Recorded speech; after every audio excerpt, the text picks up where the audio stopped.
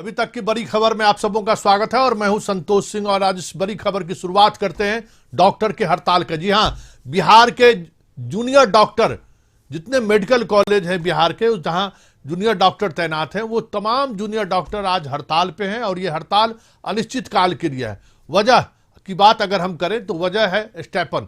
समय पर हर 3 वर्ष बाद स्टाइपेंड की राशि में वृद्धि होनी थी, वो राशि में वृद्धि नहीं हो पा रही है। और जो स्वास्थ्य विभाग के प्रधान सचिव हैं वो डॉक्टर से मिलते नहीं हैं। कोई नई बात नहीं है, उनका स्वभाव ही इसी तरीके का है कि वो मिलने से मतलब समस्याओं से इस तरीके से भागते हैं, बस उन्हें कैमरा और कुछ और चीज भी पसंद है। वजह जो भी रहे, लेकिन चलिए, डॉक्टर हड़ताल पे है, सरकार सुनने को तैयार नहीं है और परेशान मरीज है। मरीज क्यों परेशान है तो आप समझ सकते हैं कि जब आप किसी सरकारी मेडिकल कॉलेज में जाते हैं तो इन्हीं जूनियर डॉक्टर के सहारे इलाज होती है। जो भी गए हैं उन्हें याद होगा। और वो सारे जूनियर डॉक्टर जो मतलब पीजी डॉक्टर हैं वो हड़ताल पे हैं। हड़ताल पर क्यों है, जरा पहले डॉक्टर की बात सुनिए, फिर हम अपने संवाददाता से बात करेंगे कि आखिर हड़ताल की वजह क्या है और अभी फिलहाल हड़ताल की स्थिति क्या है। पहले जरा सुनिए डॉक्टर क्यों कह रहे हैं कि क्यों हम पीजी डॉक्टर हैं, ये सारे पीजी डॉक्टर हैं, क्यों हड़ताल पर हैं। देश में जूनियर डॉक्टरों ने हड़ताल कर दिया है। हड़ताल उनकी मांगे को लेकर ये है कि पीएमसीएच के तमाम जूनियर डॉक्टरों को जो स्टाइपेंड मिलता है वो स्टाइपेंड काफी कम है और इस हड़ताल को लेकर पूरे बिहार में जूनियर डॉक्टरों ने इनका समर्थन किया है। आज पीएमसीएच के बाहर जो ये डॉक्टर खड़े हैं, ये पीएमसीएच में इलाज करते हैं, रोजाना मरीजों की देखते हैं और सैकड़ों नहीं हजारों की संख्या में जो लोगों की संख्या है पीएमसीएच इलाज कराने के लिए पहुंची, इनके जिम्मेवार कंधों के साथ ही जो है यहाँ से स्वस्थ होकर लौटती है।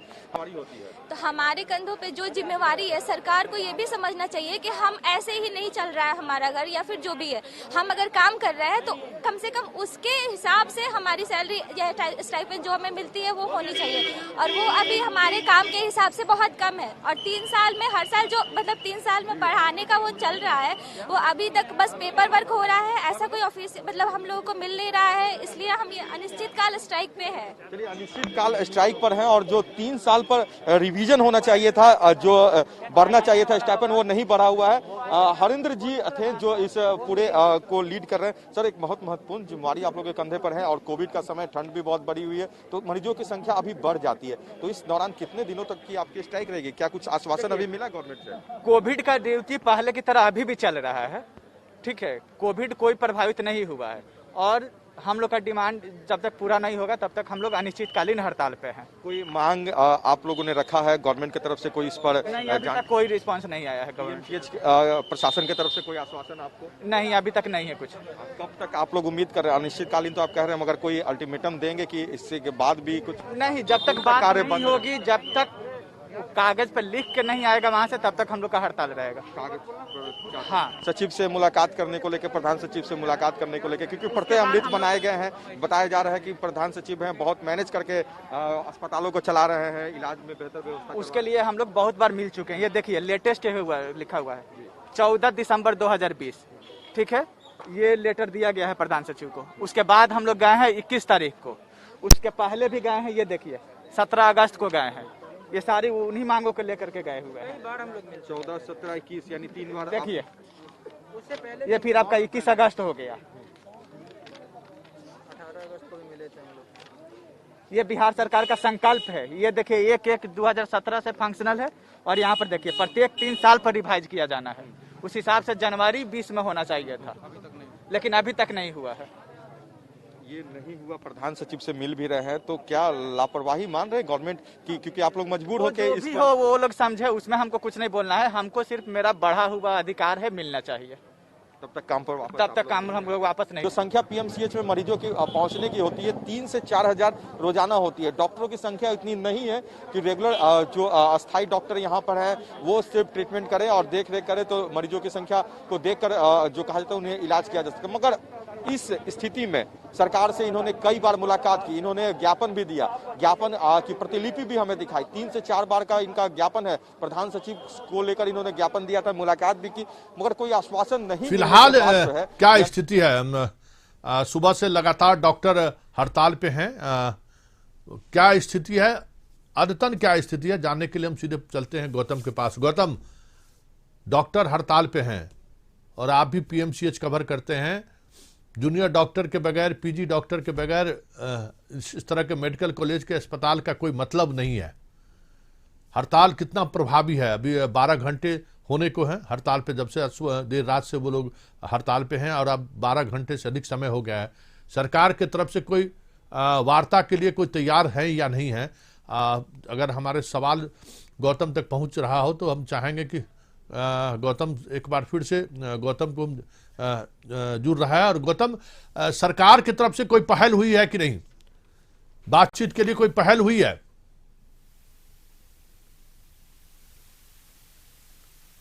लगता है गौतम तक हमारी आवाज नहीं पहुंच पा रही है। और गौतम, सीधा सवाल आपसे मेरा ये है कि डॉक्टर के हड़ताल पे गए हुए लगभग 12 से 15 घंटे हो चुके हैं। पूरे बिहार में स्वास्थ्य व्यवस्था चरमरा गई है, ऐसी खबरें आने शुरू हो गई है। जो डॉक्टर इलाज नहीं होने की वजह से जो मरीज हैं वो अस्पताल छोड़ने लगे हैं। क्या कोई बातचीत सरकार की तरफ से या स्वास्थ्य मंत्रालय की तरफ से कोई बातचीत का पेशकश डॉक्टरों के बीच आया है?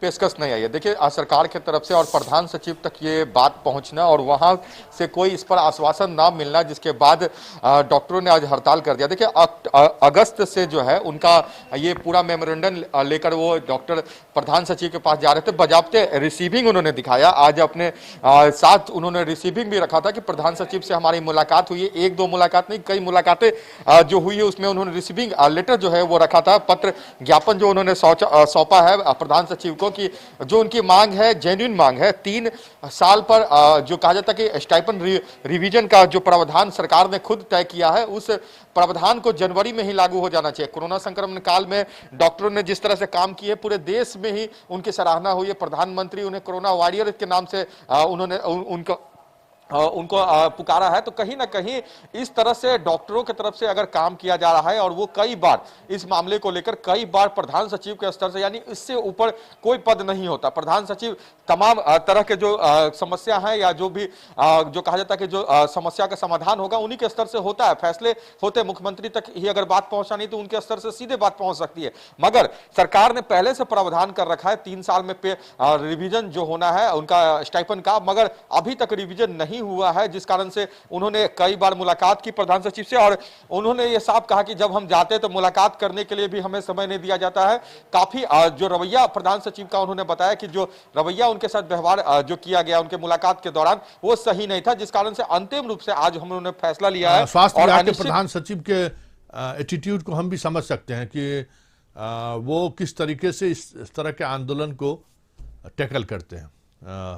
ब्यूरोक्रेट हैं और उनका नजरिया बिहार में काम करने का अलग रहा है। आंदोलन पे हैं छात्र, परेशान मरीज हैं, सरकार सुस्त पड़ी हुई है। चलिए अब हम दूसरी खबर पर चलते हैं। इस अभी तक की बड़ी खबरें में आप अस्पताल में डॉक्टर हड़ताल पे हैं वो आपने देखा, और आज राष्ट्रीय किसान दिवस के मौके पर बिहार और झारखंड के किसान भी आंदोलन पे हैं। उस आंदोलन के दिल्ली में जो आंदोलन चल रहा है उसके समर्थन में धरना पर बैठे हुए हैं। बिहार में आरजेडी के बैनर तले पूरे प्रदेश से धरना की खबरें आ रही हैं। उसी तरीके से झारखंड से भी खबरें आ रही हैं कि वहां पे लोग समर्थन में उपवास किए हैं। ये खबर है और इस खबर के सहारे हम समझना चाहते हैं कि बिहार में किसान आंदोलन को लेकर जो माहौल बनाने की कोशिश हो रही है आरजेडी के। जरा पहले आरजेडी नेताओं का बयान सुनते हैं कि इस आंदोलन को लेकर आरजेडी के जिला स्तर के नेता क्या सोचते हैं। ये तीनों कानून जो सरकार द्वारा लाया गया है वह किसानों के हित में न होकर पूंजीपतियों के हित में है। सरकार इन तीनों कानून के माध्यम से जो किसानों की जमीन है उसे अपने कब्जे में लेना चाहती है और कॉन्ट्रैक्ट फार्मिंग के माध्यम से।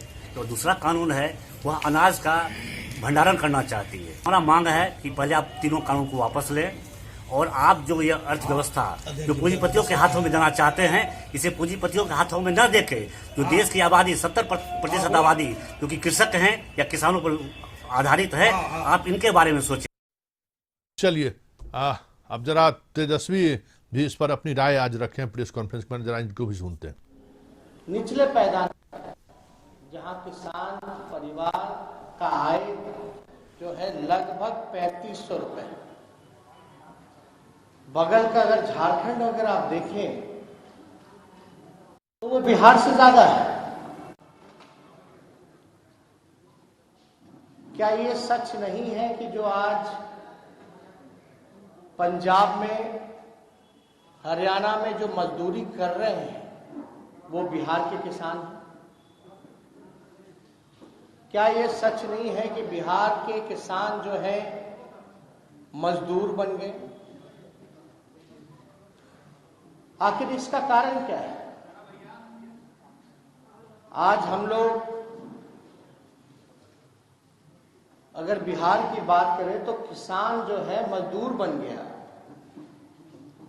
और अगर हम सब लोग अगर इस किसान बिल का विरोध नहीं करेंगे, सड़कों पे नहीं आएंगे, आंदोलन नहीं करेंगे, तो आप समझ जाइए कि बिहार का जो किसान मजदूर बन गया कुछ दिन है वो भिखारी बन जाएगा।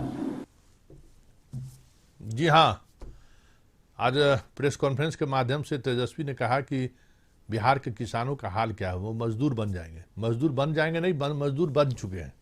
बिहार के अगर किसानों की हम बात करें तो 80% किसान जिनकी मतलब पीछे की पीढ़ी किसान थे, आज वो किसान नहीं है। गांव में आप चले जाइए, किसी भी गांव में चले जाइए, जिनके पास जमीन था आज उनके पास जमीन नहीं है, जमीन टुकड़े टुकड़े हो चुके हैं। फिर जमीन से इतना उत्पादन और लागत के बीच जो एक मुनाफा की बात होती है वो इतना कम है कि लोग किसानी छोड़ रहे हैं। बिहार तो ऐसा ही कंगाल हो गया है।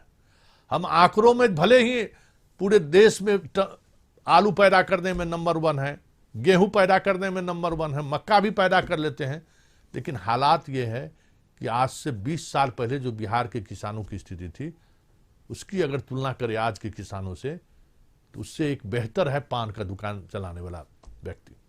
चलिए, हमारे साथ न्यूज रूम से जुड़ चुके हैं अशोक मिश्रा जी। अशोक जी, किसान के सहारे आरजेडी राजनीति साध रही है या फिर किसानों के मुद्दे को लेकर संवेदनशील भी है? बिल्कुल, देखिए, आरजेडी ने किसान आंदोलन के समर्थन में पिछले 5 दिसंबर को भी धरना दिया था। उसके बाद आरजेडी की गतिविधि एक तरह से कहिए कि ठप हो गई और विपक्षी दल के नेता पर कई तरह के आरोप भी लगे थे। लेकिन आज समूचे देश में प्रधानमंत्री चौधरी चरण सिंह के जन्मदिन के अवसर पर किसान जयंती मनाई जाती है। और कभी आरजेडी भी जो लोक दल हुआ करता था उस समय दमकीपा दलित मजदूर किसान पार्टी होती थी चौधरी चरण सिंह की, लालू प्रसाद यादव भी उसी पार्टी में थे। इसलिए आरजेडी ने आज के दिन को किसान दिवस के रूप में मनाया है। और निश्चित रूप से कह सकते हैं कि आरजेडी ने ऐलान किया है कि समूचे सूबे में किसान आंदोलन के समर्थन में प्रखंड और जिला मुख्यालयों पर धरना दिया जाएगा।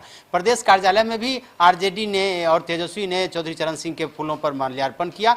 और तेजस्वी ने आरोप लगाया कि एक तरफ जहां केंद्र सरकार कृषि क्षेत्र को भी निजी हाथों में सौंपना चाहती है, तो दूसरी तरफ नीतीश की सरकार ने बिहार के किसानों को किसान से मजदूर बना दिया। और देश में अभी जहां कहीं भी मजदूर काम कर रहे हैं वो सबसे ज्यादा बिहार के हैं और वो पहले किसान थे, अब मजदूर बन चुके हैं।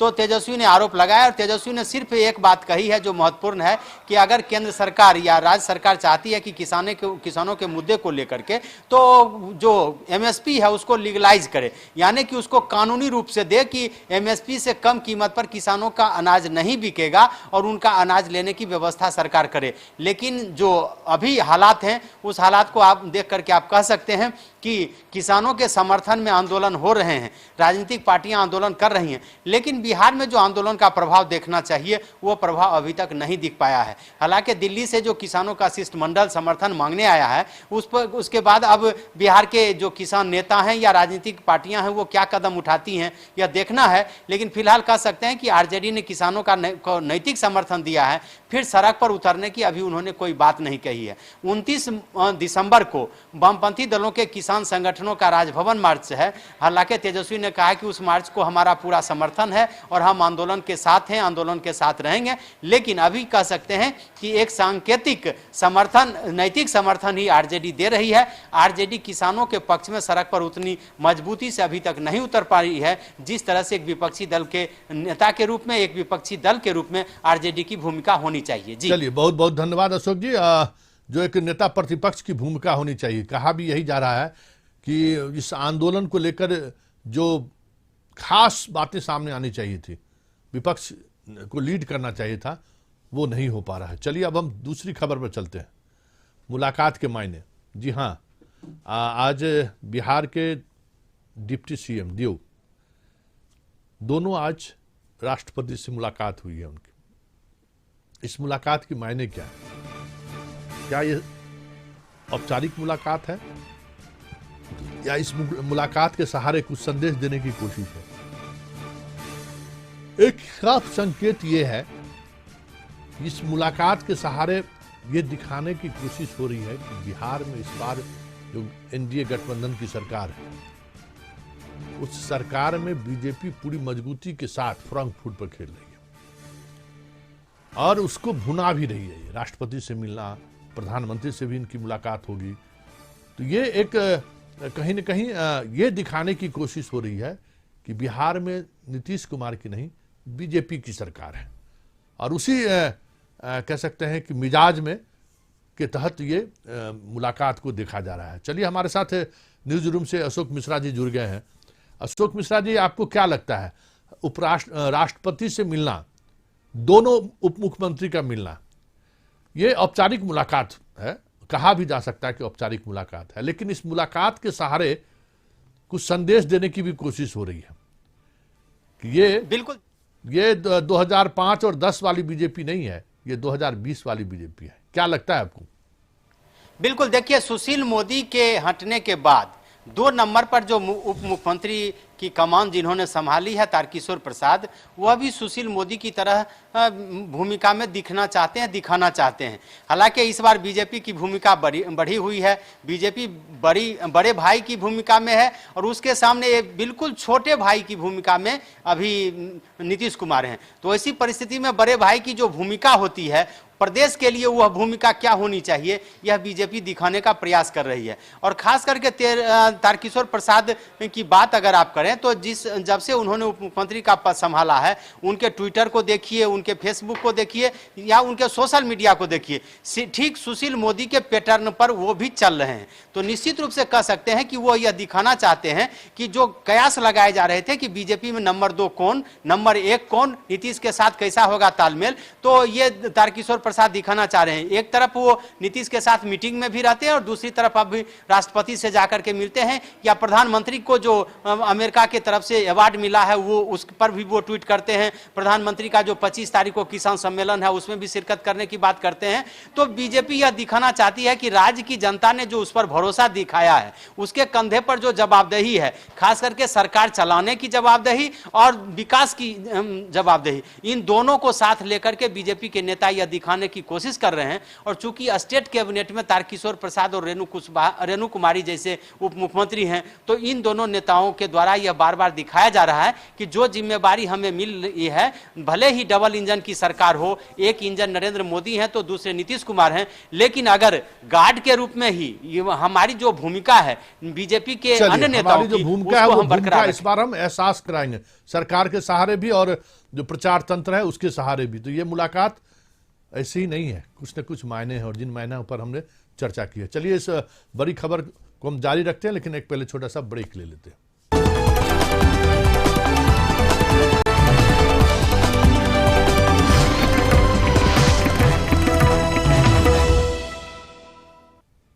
ब्रेक के बाद एक बार फिर से स्वागत है आप सबों का। और इस बड़ी खबर में एक बड़ी बात यह है कि आज मुख्यमंत्री नीतीश कुमार खुद पहुंचते हैं पुलिस मुख्यालय और पुलिस के तमाम सीनियर अधिकारियों के साथ घंटों बैठक करते हैं। बैठक किस विषय पे? राज्य के बिगड़ते हुए कानून व्यवस्था को कैसे संभाला जाए। अभी तक के लगभग 1 महीने के कार्यकाल में 3 बार पुलिस पदाधिकारियों के साथ बैठक कर चुके हैं कि लॉ एंड ऑर्डर की स्थिति कैसे सुधारी जाए।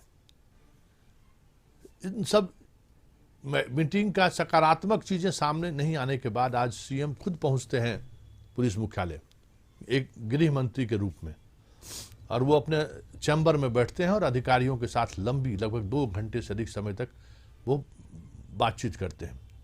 हालांकि जब से समीक्षा बैठक हुई है लॉ एंड ऑर्डर को लेकर, शराब कारोबारियों के खिलाफ अभियान तेज हुआ है, ये दिख रहा है। हर जिले से खबरें आ रही हैं बड़ी मात्रा में शराब की बरामदगी की, लेकिन जितनी बरामदगी है उससे 100 गुना ज्यादा आप कह सकते हैं कि आमद भी है। मतलब शराब अभी भी गांव गांव में आप आसानी से आपको उपलब्ध है।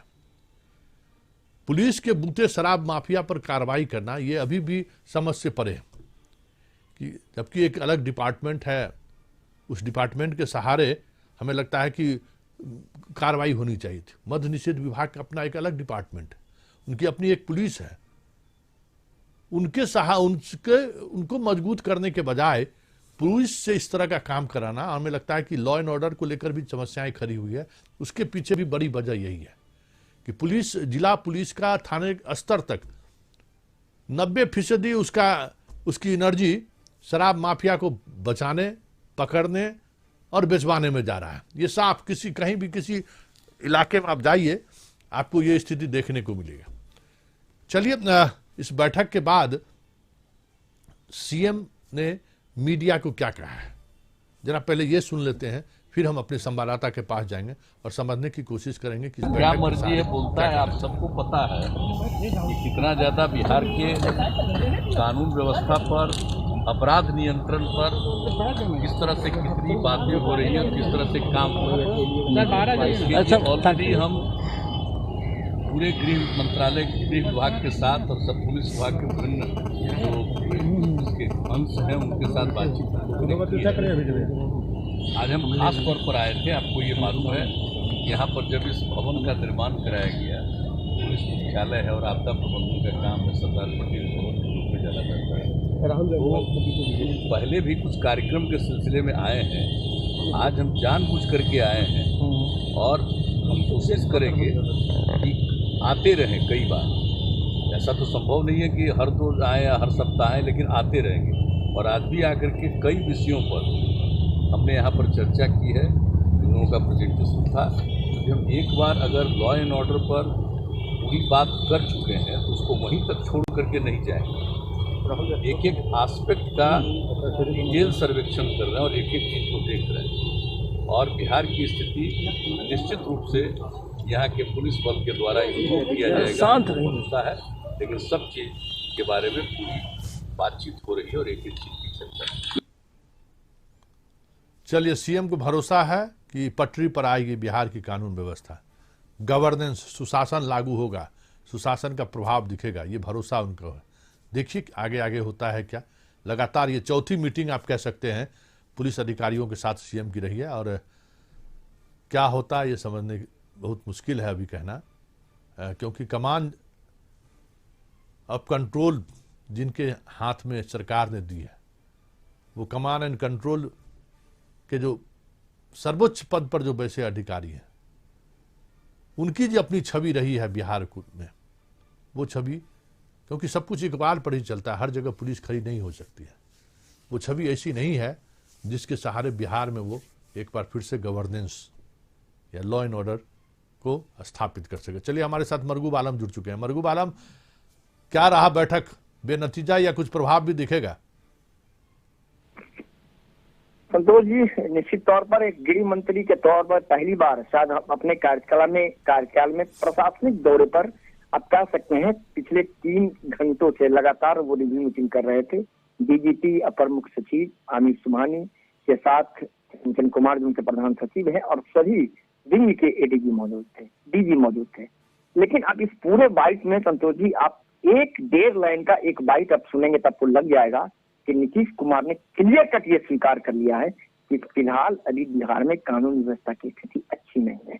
नीतीश कुमार ने ये कहा कि हम लॉ एंड ऑर्डर पर समीक्षा करते रहें, हम इसे यही नहीं छोड़ेंगे।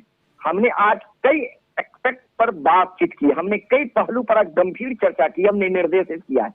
हमें भरोसा है, हमें भरोसा है, इन्होंने 2 बार इस बात को स्वीकार किया, हमें भरोसा है कि बिहार में पुलिसकर्मियों के द्वारा स्थिति को पटरी पर लाने का या स्थिति को अच्छी करने किया जाएगा। अब समझिए, ये हमें नहीं लग रहा कि आज से पहले नीतीश कुमार ने स्ट्रेट फॉरवर्ड कभी भी इस तरह का स्वीकार किया हो कि हमें भरोसा है कि स्थिति को अच्छा किया जाएगा या स्थिति को पटरी पर लाया जाएगा। आज से पहले नीतीश कुमार के साथ हमें नहीं याद है कि कभी इस तरह का लॉ एंड ऑर्डर पर उन्होंने बयान दिया, लेकिन आज उन्होंने स्वीकार कर लिया कि हमें भरोसा है कि बिहार के पुलिसकर्मी अधिकारी स्थिति को लॉ एंड ऑर्डर को या स्थिति को पटरी पर लाएंगे और अच्छा करेंगे। उन्होंने ये भी कहा कि हम अब यहाँ हमेशा आएंगे। अब हफ्ते में 10 दिन में आना पॉसिबल नहीं है, लेकिन मैं आऊंगा और मैं यहाँ बैठ करके अधिकारियों के साथ रिव्यू करूंगा।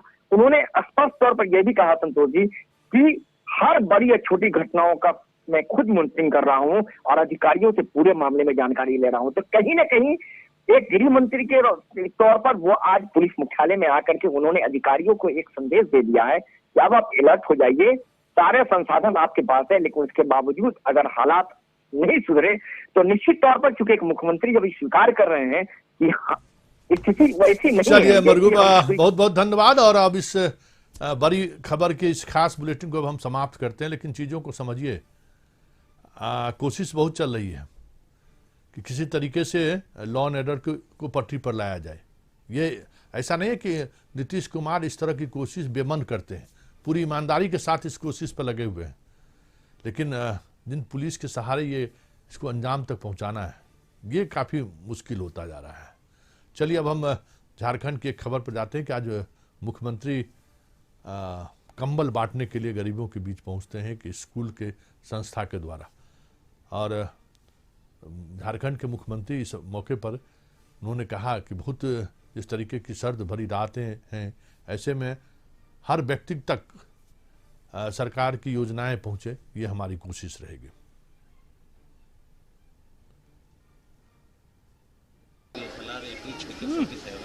कई क्षेत्रों में हमारे लिए चुनौती सामने खड़ा है, लेकिन इससे घबराने की आवश्यकता नहीं। मुसीबतें आती हैं और मुसीबतें जाती भी, इसके लिए ऐसे हालात और समय में हम सबको अपनी सामाजिक एकता और सबका सहयोग लेकर ऐसे आपदाओं से, ऐसे समस्याओं से निपटना होगा और उन समस्याओं को और उन बाधाओं को। संदीप जुड़ चुके हैं। संदीप, अचानक ये कार्यक्रम तय हुआ और गरीबों के हाथ तक कंबल पहुंचाने की कोशिश हुई है सरकार की तरफ से। वजह सिर्फ कंबल वितरण था या कुछ और भी वजह रही अचानक पहुंचने का? जी, क्रिसमस का मौका है और संजीवियर स्कूल में कह सकते हैं जो एक ईसाई जो है उनके द्वारा यह स्कूल चलाया जाता है और जिला प्रशासन जो सिविल सोसाइटी के जो लोग हैं उनके द्वारा यह सारी सामग्रियां इकट्ठा की गई थी और मुख्यमंत्री के हाथों कंबल और जो बच्चे थे उनके बीच में टोपी का वितरण किया गया। मुख्यमंत्री ने खास तौर पे इस वक्त जरूर लोगों को सराहा भी कि जिस तरह से कोरोना काल में 9 महीने तक यदि लोगों की बात करें तो सबसे अधिक जो गरीब या असहाय जो लोग थे उन्हें काफी इसमें नुकसान हुआ है और ऐसे जिस तरह से अब ठंड भी बढ़ रही है तो दोहरी मार उन्हें झेलनी पड़ रही है। सरकार ने भी इससे पहले जो मदद करनी थी वह अपने स्तर से की थी, पर अब आज की यदि कार्यक्रम की बात करें तो जिला प्रशासन सिविल सोसाइटी के लोग मिलके इस कार्यक्रम का आयोजन किए थे जिसमें मुख्यमंत्री शामिल हुए थे और उन्होंने उन गरीब असहाय लोगों के बीच कंबल का वितरण किया, छोटे नन्हे बच्चों के टोपी पहनने के लिए दी और उन्होंने इस कार्य की काफी सराहना की कि इस तरह के सोसाइटी में। संदीप, अब हमारे पास वक्त काफी कम है। मुख्यमंत्री के पहल से अगर इस तरह के और भी लोग बाहर निकले जो समाज सेवी हैं, सोशल इशूज से को लेकर सड़कों पर आते हैं या लोगों के बीच जाते हैं, उन्हें भी हमें लगता है कि इस ठंड के मौसम पे इस तरह के नेक काम में आगे आना चाहिए। चलिए इस बड़ी खबर के सेगमेंट को अब यहीं समाप्त करते हैं, फिर हमारी कल इसी समय मुलाकात होगी। फिलहाल हमें इजाजत दीजिए, नमस्कार।